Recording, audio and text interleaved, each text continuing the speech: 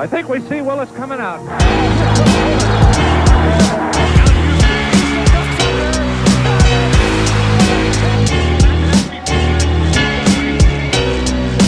Knox and cuts left, now fires a three. It is good, and he's fouled! What's up, guys? Here we are. Tell me, what week is it? NBA draft week. It's NBA draft week. 2 days away. You're going to see this the day before.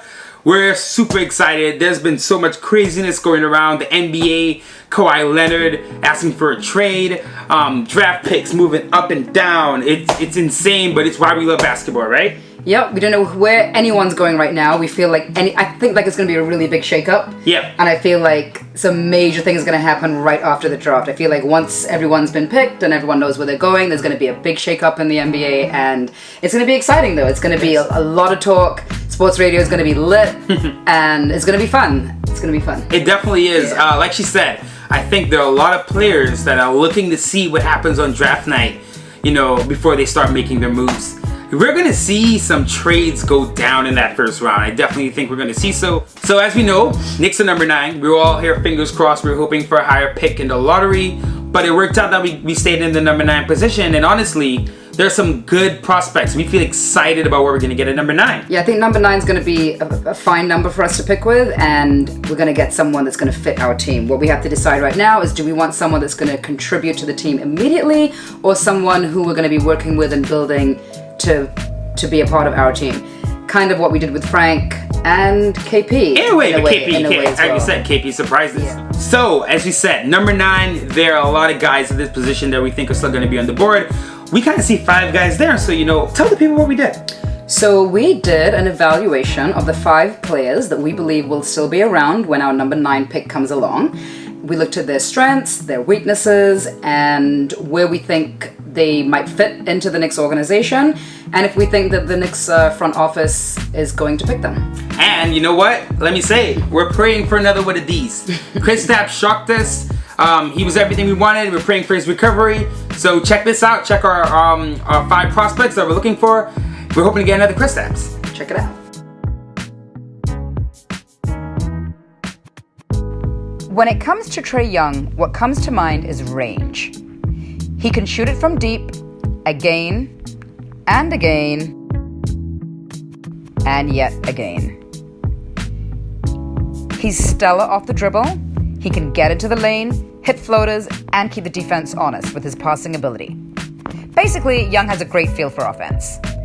He's the type of guy that defenses will have to plan for. He might just remind you of a certain Steph Curry, who was just one pick away from, let's not get into that again.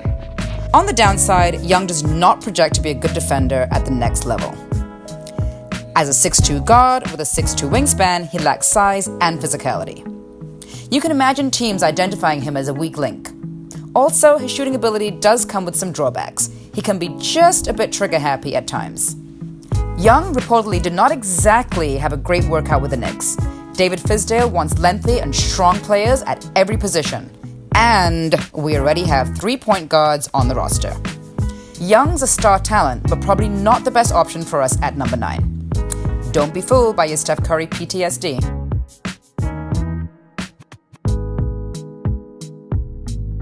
Lonnie Walker is a 6'4", bouncy, high-flying, athletic 2 guard out of the University of Miami. Walker has energy to burn. He's extremely active on the floor, and he's the kind of all-action guy that's going to have the Garden on its feet. He's adept at finishing around the rim, often finding holes in the defense that others won't. He kind of reminds us of Victor Oladipo and Donovan Mitchell, 2 guards that have found incredible success with this playstyle in the NBA. Walker lacks elite decision-making skills. At the next level, NBA defenses will pick him apart if he doesn't improve on his mental side of the game. Also, his handle can be a little bit shaky at times, and you won't want him initiating the offense too much. Walker was slated to go in the teens a couple of months ago, but he's been rising up the NBA draft boards since his individual workouts started. While he's not exactly long enough to be a pure wing, he does seem to fit what Fizdale wants, even if he's likely to clog up the depth chart at the 2 position with Hardaway and Dotson.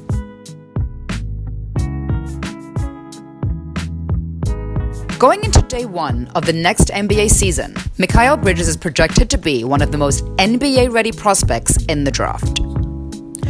Barring, of course, something crazy happening on draft night. Luka, please! Bridges has elite measurables and intangibles. At 6'7", with a whopping 7'2" wingspan, he's like a blanket on the court. Seriously, imagine Frank, Kristaps, and Mikail with their wingspans extended around the court. You got length with, Porzingis and Frank. They got defense right there, just length on the ball. Bridges is a winner. He's a two-time national champion under Jay Wright. And the Knicks said something about culture change, right? Well, say no more. Mikail isn't exactly a pure scorer. He won't be a high-usage creator at the next level. And on a Knicks team that are pretty much wholly reliant on Tim Hardaway Jr. to create offense right now, Bridges could be exposed. And about his age. Mikail will be 22 at the start of the next NBA season. That's older than Devin Booker. Let's just say there are doubts about how close he already may be to his ceiling. Bridges is the kind of prospect that might be the most NBA-ready guy this rookie year, but gets left behind as greater talents leapfrog him into the future. But he will be good from the jump. We'll be more than happy to have him donning the iconic orange and blue.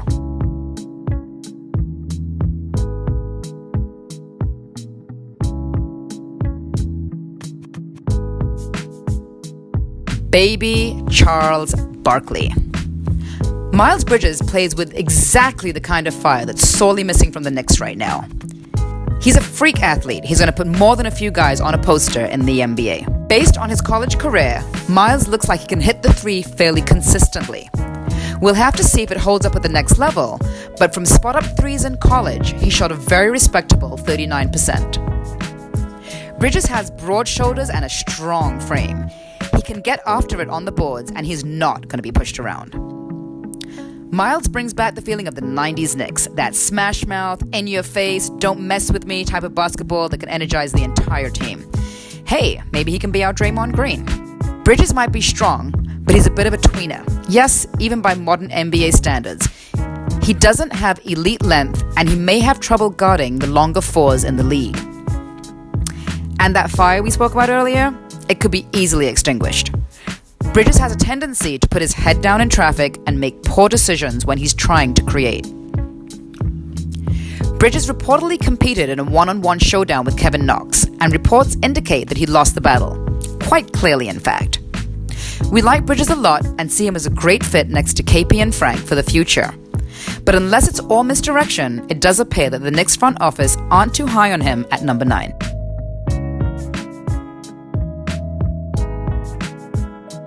The wild card, Kevin Knox. In 3 years, we may love Kevin Knox. We may wonder why we ever doubted him at all. We could be chanting his name during the NBA Finals as he flies in high to block the shit out of a LeBron James dunk. Okay, back to reality. My little daydream there might have been a bit much. But by all indications, that's what many analysts who are in love with Knox see down the line. A versatile wing that can score on offense and do it all on D. Knox is the prototypical player for this era of NBA basketball. And if he pans out, he could be a problem. Knox comes from an athletic family. His father starred at wide receiver for Florida State's 1993 National Championship team. His quarterback, Charlie Ward. Knox is 6'9" with a 7-foot wingspan. He has solid shooting mechanics that should translate well in the NBA. At his size, he can get where he wants on the court, and he could become dominant on the offensive end. But look at his face. Yikes, sorry. But at times, we just don't know if it's the look of a dude that's going to play with much fire. You can see the NBA game passing him by as he goes through the motions on the court. Most of the positives about Knox centers around his potential, not his play right now. Can the Knicks stomach another project after taking Frank last season? I can see the Knicks fans booing him on draft night if he's picked at number 9, but Knox is intriguing.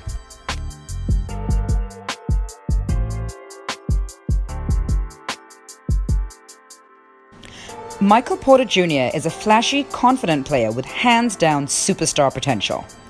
He's assertive on the court, and he can consistently create off the dribble and finish in traffic. He's a born scorer, and his talent is off the charts.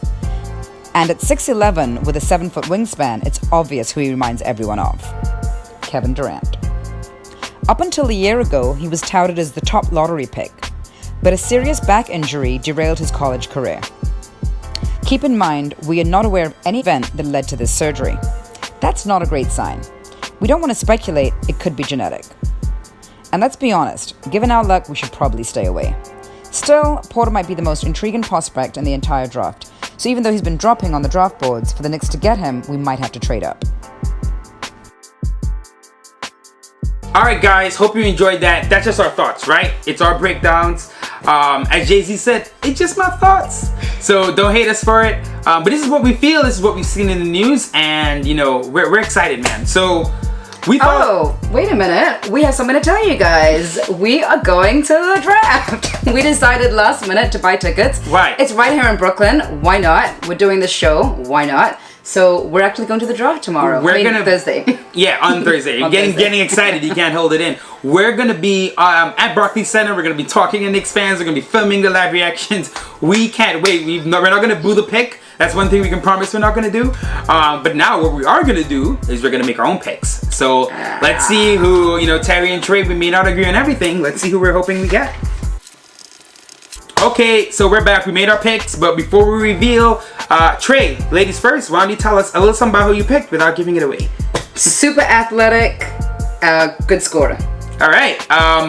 Me, I picked the potential guy. I think he fits what we want in the future. So let's see. The drum roll going. And 3, 2, 1. All right. And I tried to do the hairstyle. That was part of the gig right here. If you didn't get it, she picked Lonnie Walker. I got Kevin Knox. I think we're gonna see what happens draft night. Terry and Trey, we are out. We will see you at the draft. We're gonna be doing some stuff on Instagram, and you'll see us on YouTube. And Kristaps as well. No. I knew that was gonna happen. That could be a bad sign. But Terry and Trey, we're out. We're gonna see you guys soon. Peace. Peace.